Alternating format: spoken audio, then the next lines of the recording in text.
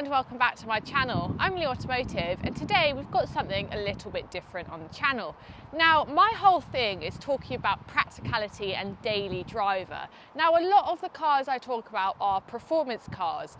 Now, this absolutely isn't, but it definitely wins on practicality, and it has been absolutely fantastic this week. I've really enjoyed it. There's one thing that's let it down, but we'll go into that later. So let's go have a look around it and then go for a drive. It's priced from £44,695 with a 1.2 litre engine. It's got 208 horsepower and 205 newton meters of torque. It's a range of 683 miles and it's full hybrid with 60.1 miles per gallon.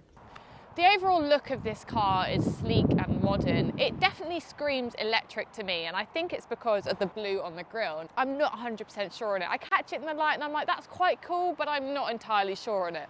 Now, the lights are really modern. They've got this really cool light sequence that comes on when it's night, and it just shows up really nicely. It's just a nice little touch that makes it feel a bit more premium. Now, Renault are proudly French, and you can see that with the design of this car. Inside the interior, you've got the French flag that runs throughout, and it just looks really, really sophisticated inside. The back of this car looks really modern and sporty. However, this is where my issue lies. I love the design, but for me, practicality-wise, I've got a chocolate Labrador, and the boot just isn't great for him because of the sloping coupe style.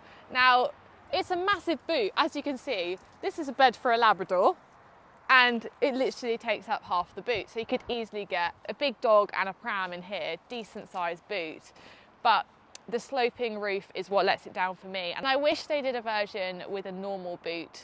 Onto the interior, and this is definitely a very nice place to be. Everything's very thought out and it feels very high quality. So the theme of the Esprit Alpine runs throughout. We've got these beautiful seats which have a light up A badge, which is obviously for Alpine, and I really, really like it. It's really cool. When you put it into like eco mode, it changes, so all the lights go to orange, and this also goes to orange. And I just think that I've never seen that in a car. Let me know in the comments, have you seen that in a car before? Because I think that's very innovative. Now, these seats are imitation leather. They're not real leather, obviously. They keep the cost down a lot with this, but it is Alcantara here. Now, these aren't the most practical seats because of the little holes and it being Alcantara. It's slightly difficult to clean, slightly more than if it was just fully leather, but still very comfortable seats. We don't have, on this side, we have massage seats and also lumbar support. We don't have it on this side, which is quite common, and obviously that is a cost-saving measure as well. Now we have the beautiful stitching with the Alcantara throughout, and we also have the really nice French flag on the door card as well there, which is stitched there and on the seats as well.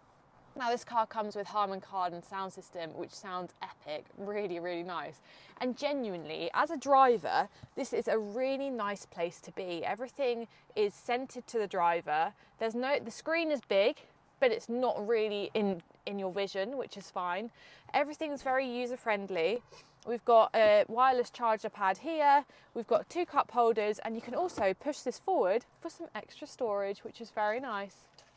Right, so the rear of the car is fantastic. We have a lot of room here. I'm 5'9" and I fit very comfortably, loads of leg room, and this is set to my seating position as well.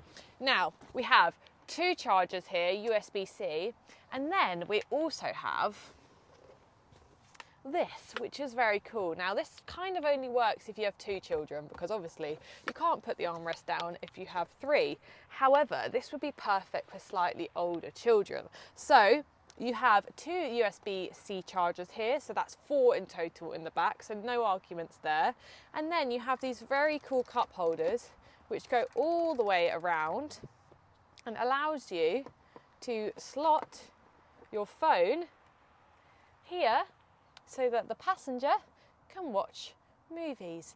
The only problem is you need more than one phone, and if your phone is connected over here, you can't play it here. So that is the one thing. But I think this is really, really cool, and I know children would love this, and it would keep them quiet on long journeys. The sunroof is definitely one of my favourite features. The solar bay opacifies in different segments, and I think it's very cool. It definitely is better than bulky blinds. This car also has a very good turning circle, primarily due to its 4Control advanced four-wheel drive system, Really, really practical in daily driving for such a big car. Onto the all-important drive. So this is the 200 brake horsepower variant, and there is a 300 brake horsepower variant coming soon. So 0 to 62 time is 8.9 seconds. Now, it's not quick. By any means, it's not quick. However, with it being a full hybrid, it's got that poke that you need for daily driving. It's not going to go fast in a straight line. It never will.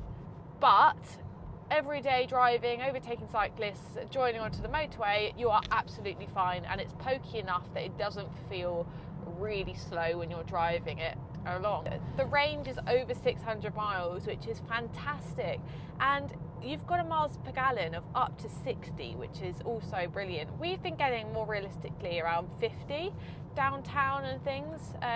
It gives you an eco driving score, and I will say my driving score has been like 95.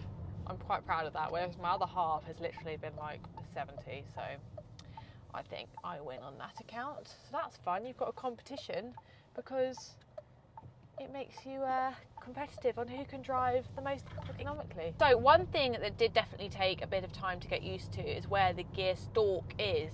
So it's right above the indicator stalk, and even now, after almost 10 days with this car, I still put it into reverse when I mean to put it in drive, because my brain just works like that. I know a lot of people would be absolutely fine, but I do find it a little bit difficult, especially if you're like trying to reverse quickly, or put it into park. It's quite, you get used to it basically. At typical Renault, to turn the volume up, you've got another stalk below the indicator to do your volume, and that's the only way manually to do it, apart from if you touch the screen, which is slightly annoying. I know it's a Renault thing, and I know it's a bit like of their heritage, and I respect that, but again, slightly annoying that everything just seems to be in like a bunch underneath the stalk. But it is what it is, you get used to it. The seats are super comfortable, really, really comfortable. You've obviously got lumbar support and the massage, which is quite nice here as well. Unfortunately, my passenger doesn't get that, as I said earlier. The steering wheel, we've got the lovely heated steering wheel. Now, it's not heated at the top. Obviously, that must be a cost-saving measure, but that's fine because you don't really drive along with the steering wheel at the top. Nice and warm. Everything works really fast. The suspension is very comfortable. It doesn't necessarily, because it's a hybrid, it just doesn't feel, it feels like a car to drive. It feels like you can feel the engine more, and I like that. This is probably one of the best full hybrids I've driven. It definitely just feels more like a petrol. So you got the regen braking flaps as well, the flappy paddles, if you can call them that, which work well. There's a lot of sort of eco measures in this car. They want you to get the best out of it, and things like the driving score is really useful as well. You've got different modes. You've got sport mode, and it all gets angry with the red lights. You've got eco mode, and then you've got normal, and then you can make it more personable as well. So overall, fantastic thing to drive.